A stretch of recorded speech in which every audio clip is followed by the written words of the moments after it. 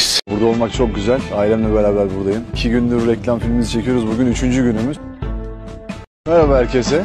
Bu benim ilk gelişim Dubai'ye. Gerçekten bayıldım bütün şeye. Merhaba arkadaşlar, yepyeni haberlerle karşınızdayız. Elçin Sangu ve sevgilisi hakkında şok eden iddialar. Beni evimden aldırdılar. Sosyal medyada hesabından Sihirbaz Bayan adıyla gezi videoları çeken Ceren Yılmaz, Elçin Sangu ve sevgilisi Yunus Özdiken hakkında şok eden iddialarda bulundu. Yılmaz, ikili tarafından işinin engellediğini dile getirdi. 24 yaşında kendi başına bir şey yapmak istiyorum diyen Ceren Yılmaz, ikili tarafından işlerinin engellediğini söyledi.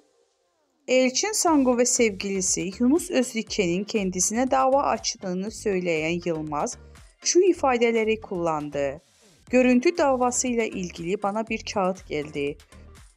Türkiye'ye çağrılıyorum ifade verebilmem için. Benim bu insanların isimlerini vermemeyim için tehdit ediyorlar. İşlerime taş koyuyorlar.